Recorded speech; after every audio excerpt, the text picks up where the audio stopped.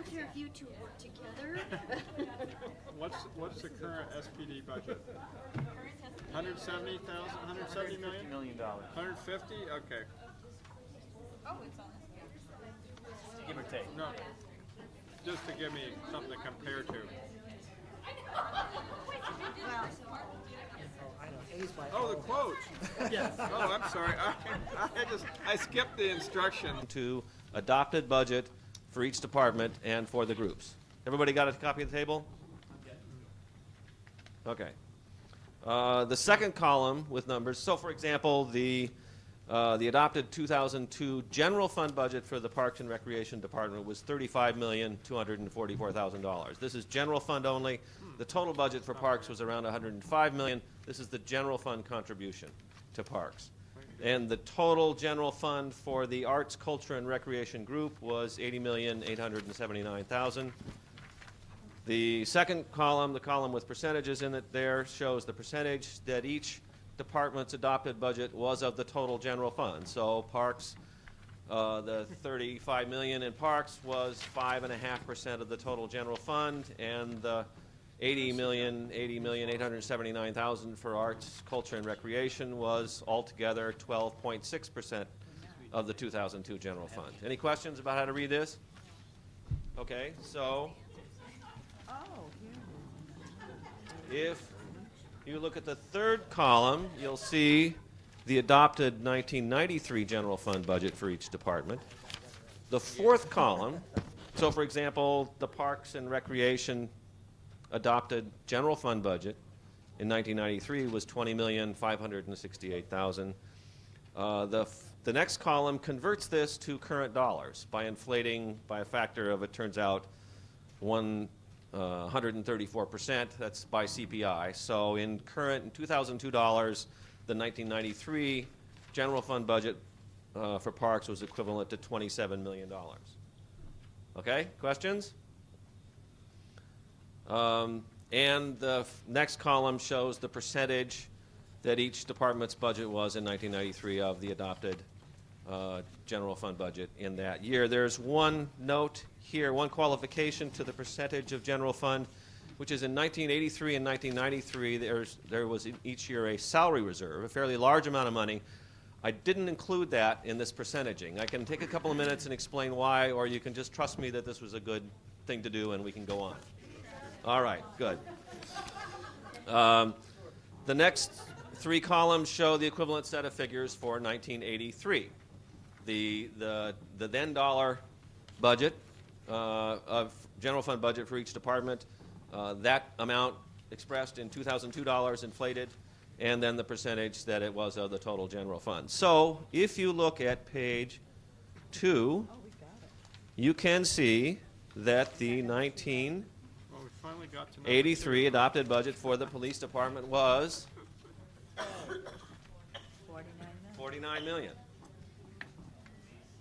How much has the total general fund for Health and Human Services and Neighborhoods and Development combined increased since 1983 in real terms?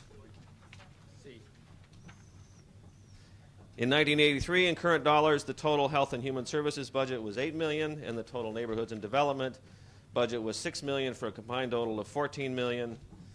In 2002, that's in current dollars. In 2002, the combined total is $40 million plus $32.5 million, or close to $73 million, which is more than 5 times larger, or an increase of 414%. Most of the increase, you'll note, occurred between 1983 and 1993. In 1983, these two combined were 4% of the budget. In 1993, they were almost 9%, and now they are a little more than 11%. Okay, number 4, how has the general fund budget for transportation changed? In 1983, the general fund budget for engineering, which went almost entirely to transportation, was 6% of the total. In 1993, it was 2.5%. Now it is back up to 6%. Here's another quotation from Norm Rice's 1992 budget address. I think everyone in this city knows what my priorities are: education, children, public safety, environmental stewardship, and investing in the future. What's not on that list? Okay. Question number 5. How much of the general fund goes to administration? In 1983, it was 16%. Now it's 13%. Most of the decrease occurred between 1983 and 1993. What was that? Oh, 1983, I believe it was 16%, Huh. correct? Administration? Yeah, we did. Now it is 13% of the Oh, total. interesting. So most of that decrease occurred in the first 10 years of this 20-year slice.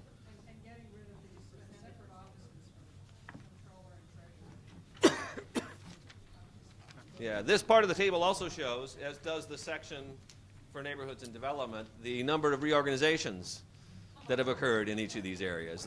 Again, rather than, you'll note that instead of trying to figure out which functions were distributed in what ways, I just used the departments general as they fund? were labeled in the budgets in those years. 1993 general fund. There's some shifting around, but the big picture, I think, is the same. Okay, so for number 6, what was the total general fund budget in 1993? $388 million, or close to $400 million. Good. Yeah, we got that. In 1983, the planning department did not exist. Right. The previous Got year, that the right. council had eliminated the Office Did of not. Policy and Evaluation, which was the closest thing then to a planning department. Yeah. There was a land use and transportation some. project, which was a small group of people who had a sunset clause who were writing the downtown plan. In 1993, the fire department budget was about $71 million, or about $95 million in current dollars. Now it is about $103 million, which is an increase of 8%. Yeah, that was my instinct. But I Okay, now went turn with the to page flow there. 3 and look at the bottom of the page. The third line from the bottom shows the per capita general fund in each of these 3 years, which is simply the total general fund divided by the city population at that time. These are in dollars, not thousands. In 83, general fund per capita was $760. Right. Yeah, good. Okay, with the help of Tom Kern We in are spending finance, more. and based on some estimates from Dick Conway, I also estimated the total personal didn't have income in the this, city in each year. These estimates are shown in the second to last line of the table. In 1983, total personal income in the city in 1980. And I think that right now there are 3 major government program. One is the IT fund, which you established last year to promote R&Ds in the local institutions, and the Hong Kong IT Park, which is now being constructed, and also establishment of a midstream institution to complement these 4 regional players, 4 institutional players that I was talking about. And additional to this, there are 2 projects that is, you might say, initiated by the private sector. One is the cyberboard project, which has created a lot of publicity in the last year. And I don't have any information to add to you because I think it is still under development. The third one, which many of you may not have heard, and I like to talk a little bit about that, is the Nansha Information Technology Park, which is this is just the science park. It's a 3-phase development that's going to be completed in 2002. The phase 1, and the 3 phases will take about 10 years to complete.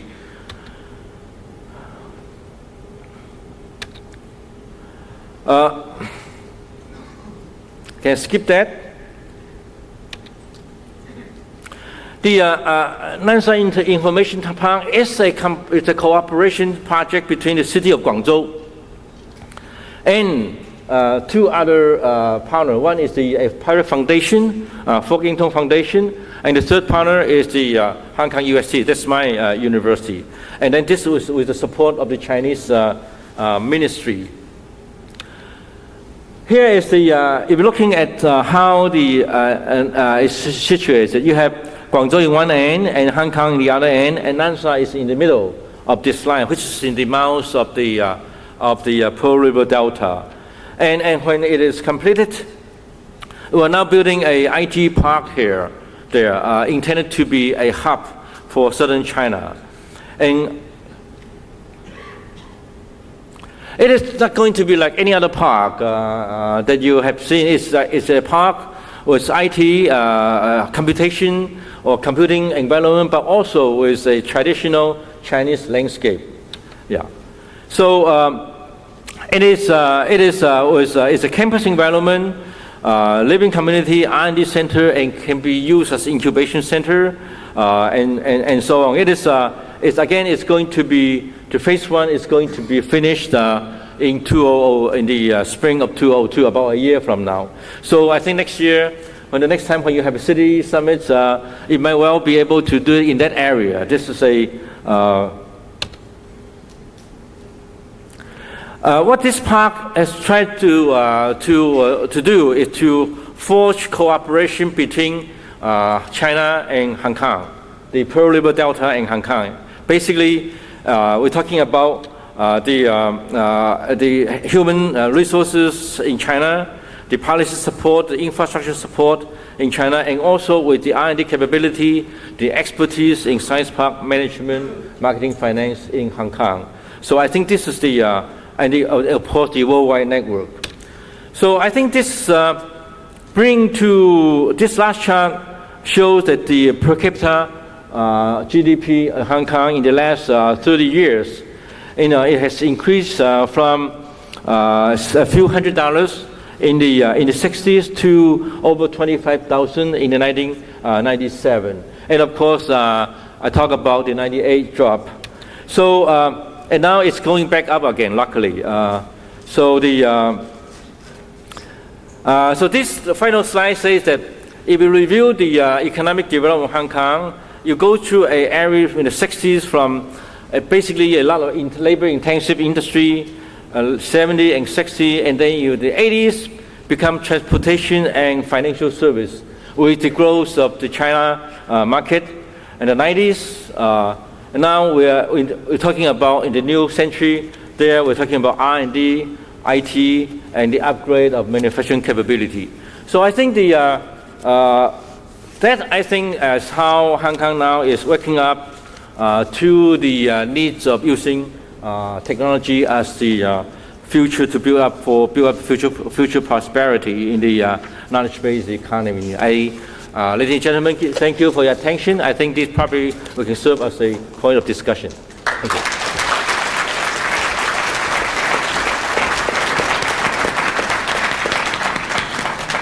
Professor Lin, if some of the people here would like to find your slides, including your framework for analysis, is there a place on the internet they can go to find those?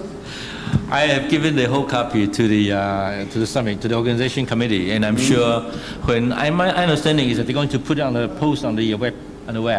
So pretty soon you can get a copy of that. Yeah. But I'll be happy to communicate with any one of you who want a special comment or something. Yeah, there were interesting charts. Mr. Mayor, if someone wants to see all these things that Brisbane is doing, is there an easy place? They just key in on the web to find them? Some of them aren't there yet, but the easiest way would be to come and visit. It's not very far in a plane. I don't know about that. Not very far. It depends on your current geopolitical position. I might say that the map of the world at NASA that I showed, which is sort of lovely, and it can be used.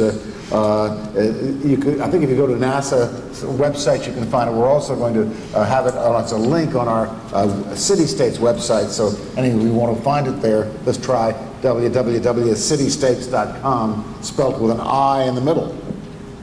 I'd like to ask one or two questions of my colleagues here. One would have to do with the question, Professor Lin, of regions trying to make it into the new global economy.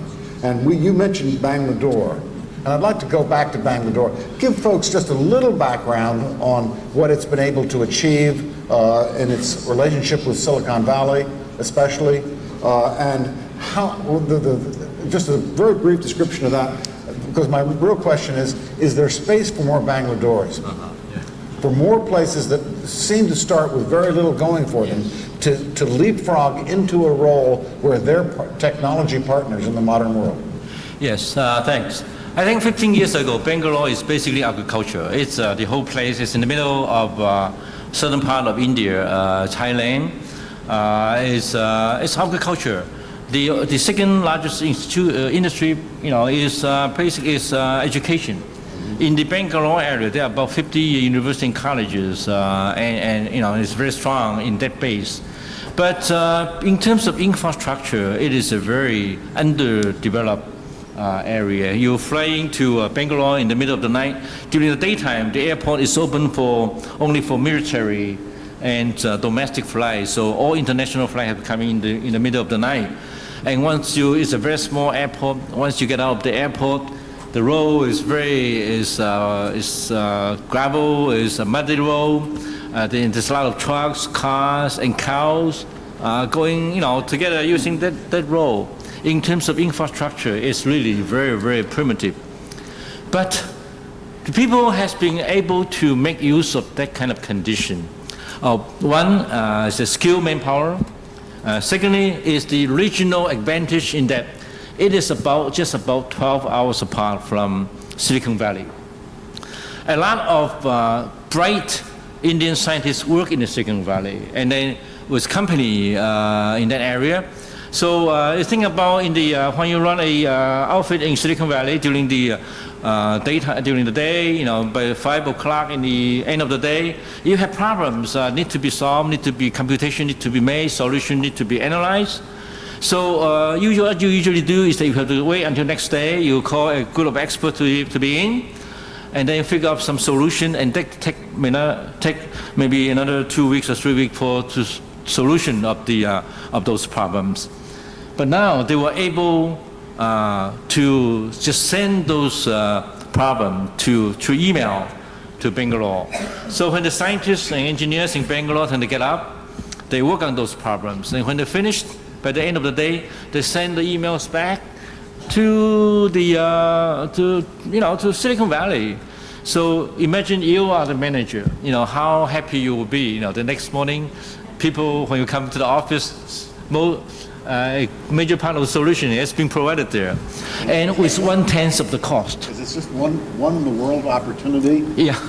That's the question. Well, of course, you are the leader. If you're doing it fast, you are the leading. You are earlier. Then I think certainly you have a commanding leads.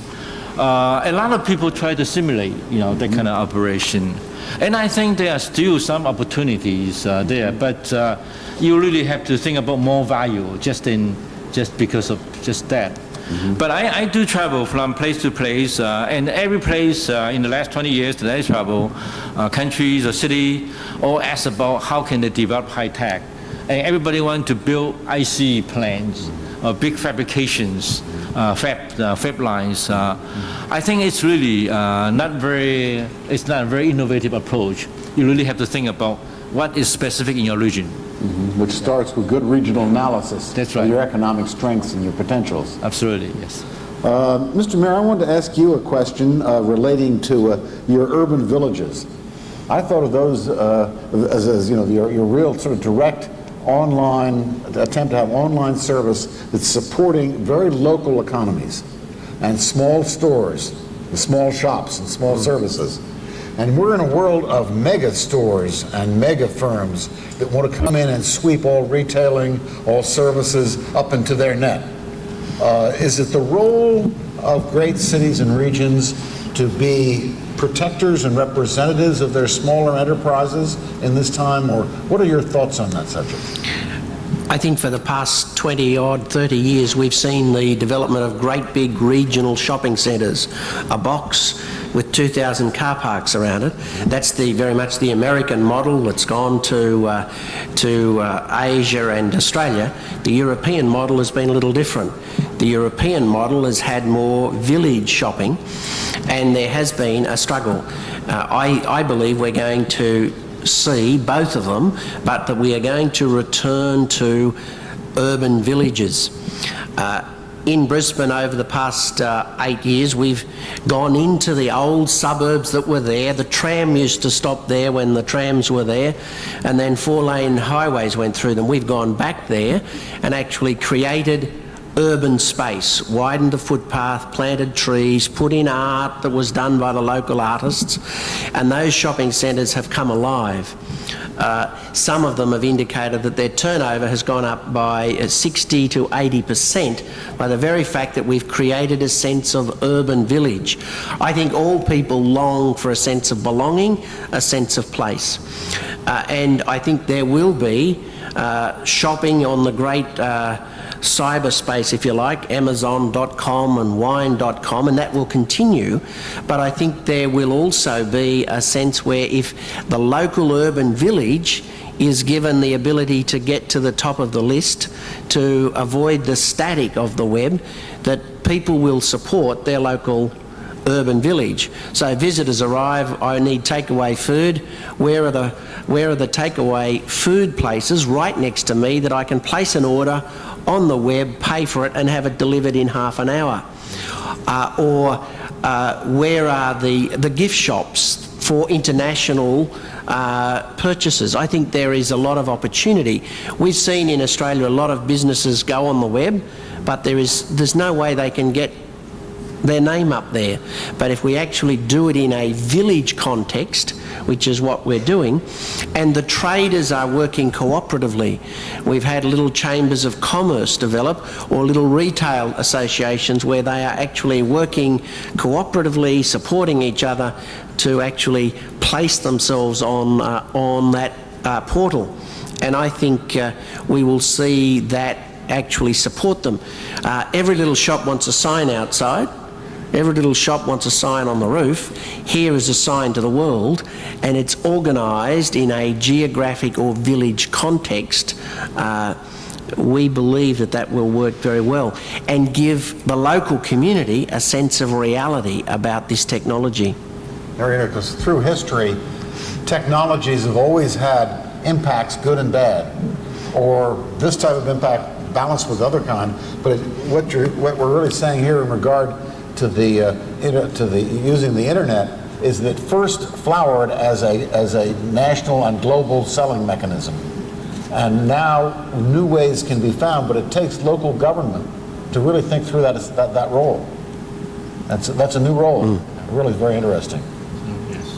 Professor Lin, I wanted to ask you a little bit about infrastructure in Hong Kong. Okay. At one point you listed on one of your charts inadequate infrastructure. Then you had infrastructure is good a little later. But some of us visited Hong Kong a few years ago, just before the change of national sovereignty. And we were overwhelmingly impressed by the amount of infrastructure that was built in the 1990s. Yeah. Your airport, your rapid transit into the city. To us, to a lot of the outsiders, that represented an act of will by a city-state saying it wanted, by investment and confidence in itself, it was positioning itself for the future. Yes. And therefore making its transition and its economic vitality so powerful that you know, the system was allowed, the economic system, to continue after the People's Republic gained sovereignty. Could you talk about that event a little bit as it relates to how Hong Kong is now doing and the questions of its strengths and weaknesses? Yeah, I think the term infrastructure means a lot of things, and sometimes we need to go into a little bit more to how to define that. And there's several facets of that. One is Hong Kong is very well known for transportation, for example, infrastructure for airport, the Chablaka Airport now with the initial incidents, but now it's doing very well. So it's one of the best operated airport in the that's good in terms of that. And I think the port service has been very good. I think Singapore and Hong Kong always talking about who's number one, but basically it is good infrastructure in that sense. Now talking about communication, I think it is okay. I would say in some area it's good, but in some there may be room to improve.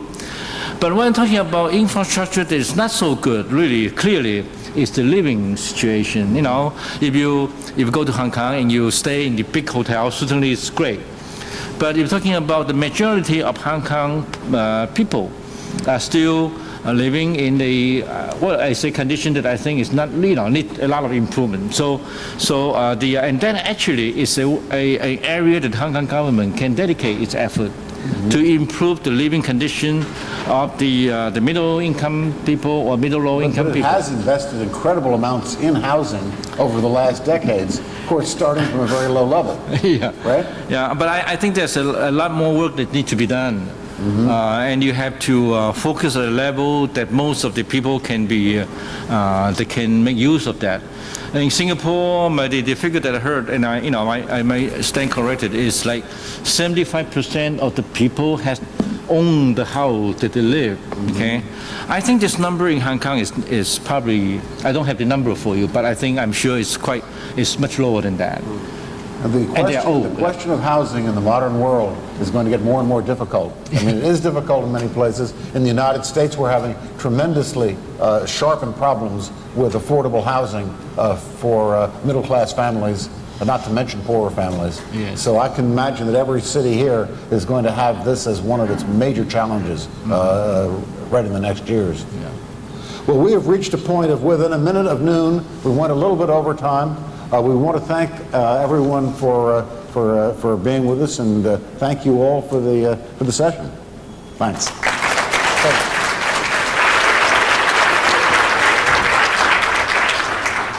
I'd like to add thanks to our panel led by Neil Pierce and Lord Sorley. You were brilliant as usual, and Professor Lin, we all enjoyed your comments and your analysis. The lunch is right next door, and it starts shortly. You'll hear a wonderful luncheon speaker.